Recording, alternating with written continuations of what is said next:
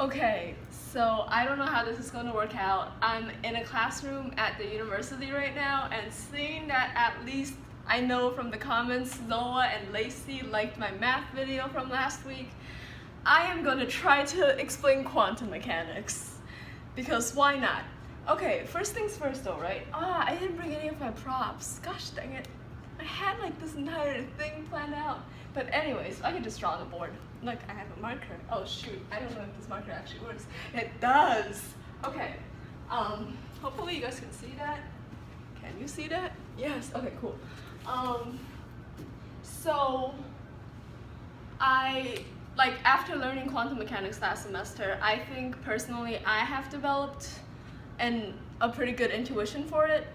And now, when I go back and watch some really famous physics YouTubers explanation on quantum mechanics, I'm like, that's wrong. I mean, it might not be wrong, and my knowledge might, I don't know as much physics as, say, Veritasium or minute physics, but I don't think that helps in, trying to understand quantum mechanics. Let's just go to, really basic ones, right? So let's say you have an electron, which is a quantum mechanical object. And so people will tell you, an electron can be spin up and spin down at the same time, which for me, an electron is either spin up or spin down. It cannot be at the same time. I mean, I understand why people think this way, but here's another thing, right? Let's suppose you have a ball, and these are 2 cups. So here's a table, right, and 2 cups. And I'm telling you that we have a ball that's in one of these cups. Which cup is it in? It's obviously a 50-50. We know, from experience that it's 50-50. And indeed, this can be modeled to this system, which if we don't know where the electron is, it's 50% spin up and 50% spin down, period. And I mean, yes, there's spin triplets and singlets from this situation, but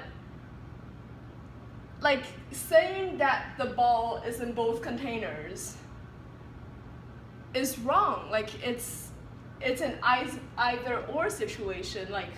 Once you make the measurement, you'll know whether the ball is in here or here, but before you make the measurement, it's not in both. You don't know which one it is in, but it's not in both. But so that's a wrong interpretation, right? At least I think it's a wrong interpretation. So with this, if we call this state A and call this state B, so let's assume we have a 50-50 chance, right? So this could be represented as this wave function plus B. So this just is the state A, and this is state B. So I should say the coefficient. So any given superposition is you sum over all the states, and then let's just call AN, right? So that's the state AN, and then times a coefficient CN, and the coefficient here is related to the probability of me finding the state in AN, and that equals CN squared. So with here, we could see that state A times 1 over square root 2, 1 over square root 2 squared is 1/2, so there's a 50% chance of finding it in state A and 50% chance of finding it in state B. And this will be what's called a normalized wave function.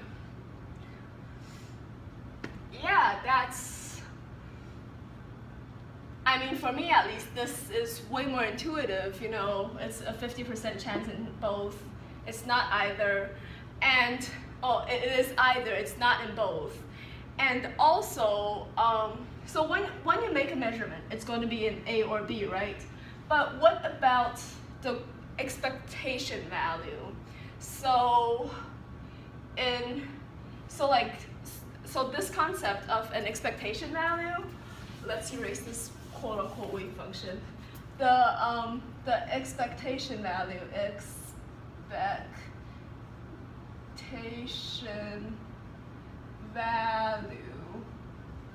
right, is, well, it's basically what it sounds like. It's what you'd expect from a given measurement. In this case, we know it's either going to be A or it's either going to be in B. But if we measure it multiple times, I guess this wouldn't be a really good example, but let's just assume, like, the ball's going to, if it's in A, it's going to end up at this location. And if it's in B, it's going to end up at this location. We would say the expectation value of the system is somewhere in between. So right here. It essentially is the average, and even so let's call this position, right? Even we represent it like that, which is the mathematical symbol for the average value of something. And yeah, that's the expectation value. Yes, it's true that any one measurement cannot yield this result, but once you do multiple measurements, the ball is going to be here. Same thing with the spin up and spin down electrons. If we know it's either going to be spin up or spin down, then actually the expectation value of spin, which is represented by S, would be 0. Because this essentially is S equals positive a half. This is S equals negative a half. And the expectation value is S. Yes, that's it's not a physical system. If there is no way you can measure a 0, but the expectation value is you are taking averages. You are dealing with a discretized system, and you are taking averages within the system. If you understand what I mean, it's kind of like, let's say we have a certain number of apples, okay? I'm just making this up on the fly, so I don't know how well this analogy is going to get, but I will tell you I have 0 to 5 apples, okay? And you don't know how many I have, but I have 0 to 5 apples. Well, what's the, what's the immediate, I guess, expected value? What's the expectation value of it?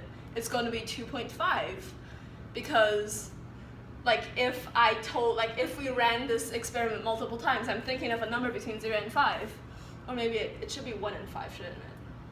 No, it should be 0 and 5. Okay, I'm thinking of a number between 0 and 5. If we ran this multiple times, the numbers I come up with should theoretically average out to 2.5, and that is the expectation value of this system that I'm thinking of this guessing game system, I guess. And yes, sure, 2.5 cannot be, I guess, unless I'm thinking of a floating point number, but I'm thinking of an integer between 0 and 5. But 2.5 cannot be the specific number at any given point I'm thinking about, but over the long run it averages out to 2.5. And so the expectation value, I suppose, of that system would be 2.5. Although, this is in quantum mechanics, that, the Apple guessing game is in quantum mechanics, but I think, that's kind of the intuition I've developed for quantum mechanics. And, yeah, how long has this video been? It has been 8 minutes, so it has been 9 minutes, actually, so I will end it right here, and I guess I just won't edit it, because I think I did well. Maybe you guys tell me how well I did, okay? Just a quick, brief 10-minute explanation video with Alice. Yeah, and also actually, my discrete math professor wants me to show him, tell him all about the intuition that goes behind quantum mechanics.